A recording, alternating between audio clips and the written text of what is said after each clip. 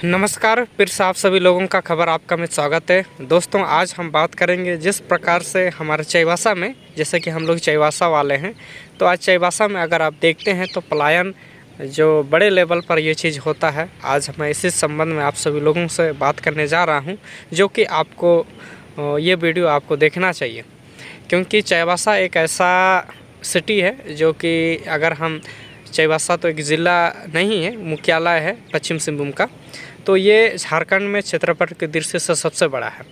और यहाँ पे बहुत सारे ऐसे खनिज पदार्थ जो पाए जाते हैं, आपका चाहे लौह अयस्क हो चाहे अन्य खनिज पदार्थ। अगर आप लौह अयस्क की बात करते हैं तो टाटा स्टील बहुत सारे जगहों पर खनन करती है, और रुंगटा माइंस भी, जो यहाँ अगर आप बहुत पहले की बात है, ये एशिया का दूसरा सबसे बड़ा जो खनन वाला क्षेत्र था आपका नोआमुंडी का था।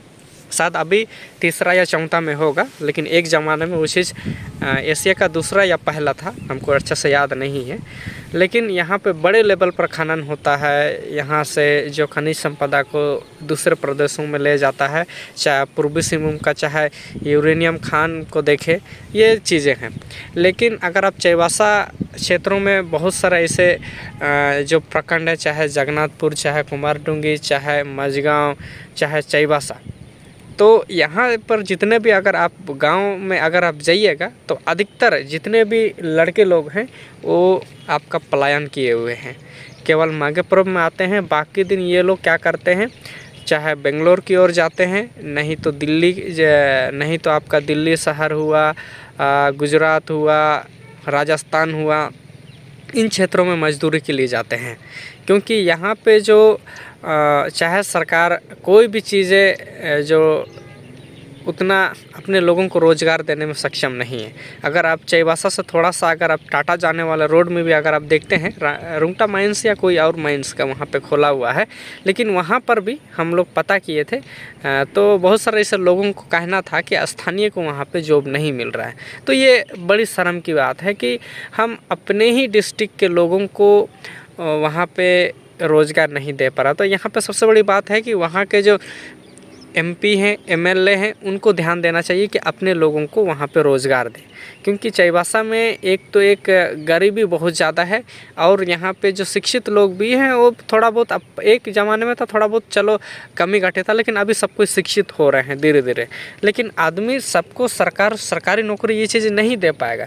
लेकिन यहाँ पे पलायन जो है बहुत ज़्यादा मात्रा में है। चाहे अब कुछ गांव में तो अगर आप मेरा ही गांव में अगर आप देख के आइएगा तो वहाँ पे जो लड़के लोग हैं वो बहुत कम हैं, केवल आपको महिलाएं ही गांव में नज़र आएगी। ये चीज़ें हैं। तो सरकार गांव के लेवल पर या प्रखंड लेवल पर कुछ ऐसा करे जिससे वहाँ के लोगों को रोज़गार के अवसर उपलब्ध कराया जाए। क्योंकि यहाँ पे हर चीज़ें हैं। अगर आप जैसे साउथ में तो हमारे यहाँ इमली 30 रुपये 40 रुपये किलो है, तो अगर आप इधर देखते हैं तो यहाँ पे 200 रुपया किलो। महुआ का भी बहुत ज़्यादा प्राइस है इधर।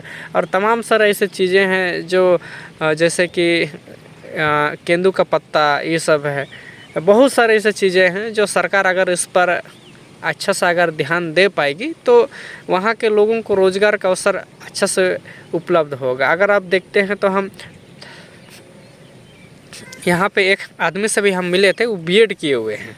तो बीएड कंप्लीट करके वो अभी यहाँ पे टाटा इलेक्ट्रॉनिक सिस्टम सॉल्यूशन में यहाँ काम कर रहे हैं, जो कि टाटा कंपनी अभी आईफोन बनाती है, तो आप सभी लोगों को पता होगा।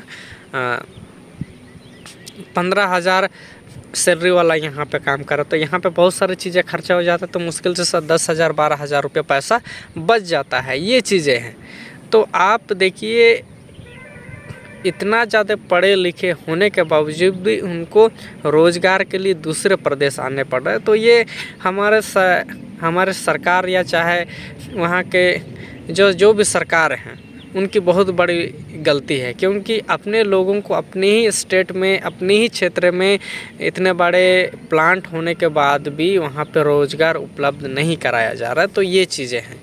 तो आप इस पर क्या सोचते हैं? क्योंकि चाईबासा में हमारे यहाँ बहुत सारे ऐसे संसाधन हैं या बहुत सारे ऐसे चीज़ें हैं कि वहाँ के लोगों को ही बड़े लेवल पर आप रोज़गार दे सकते हैं। जैसे दक्षिण भारत में अगर आप आइएगा तो यहाँ पे अपने लोगों को, यहाँ पे अपने अगर डिस्ट्रिक्ट में अगर वो जॉब करना चाहेंगे तो यहाँ पे उनको आराम से कोई ना कोई यहाँ पे काम या जॉब आपको मिल जाएगा। और यहाँ पे टाटा इलेक्ट्रॉनिक सिस्टम में भी हम लोग काम कर रहे हैं, तो यहाँ पे झारखंडी लोग आराम से आपको मिल जाएंगे, चाहे मजदूरी के रूप में, चाहे कोई भी कंपनी के रूप में। तो ये चीज़ें हैं। तो हमारे सरकार को इस और विशेष ध्यान देने की ज़रूरत है कि हम अपने लोगों को रोज़गार क्यों उपलब्ध नहीं करा रहे हैं। जैसे मेरा भी एमए कंप्लीट है, एमए करके तो कम से कम अपने डिस्ट्रिक्ट में ही, अपने डिस्ट्रिक्ट नहीं तो अपने राज्य में ही कोई अच्छा अगर काम मिल जाता तो हम लोग वहीं पे करते, क्योंकि वहाँ पे हर चीज़ें, पैसा भी बचत होगा, हर चीज़ें बचत होगी। लेकिन यहाँ पे ये चीज़ें संभव नहीं है। तो यहाँ पे अगर आप रूम में भी रहिएगा तो बहुत सारा ऐसा खर्चा है, चाहे कोई भी सामान खरीदेगा तो ये चीज़ें भी खर्चा है। तो हम लोग आज चाईबासा के बारे में बात किए। तो चाईबासा में एक पलायन जो बड़े लेवल पर है, तो अगर आप मेरा इस वीडियो को देख रहे हैं तो अन्य लोगों को भी या सरकार तक ये आवाज़ पहुँचे कि अपने लोगों को अपने वहाँ पर रोज़गार का अवसर उपलब्ध कराएं। तो और हम लोग नेक्स्ट वीडियो में कोई नए मुद्दे के साथ मिलते हैं। धन्यवाद।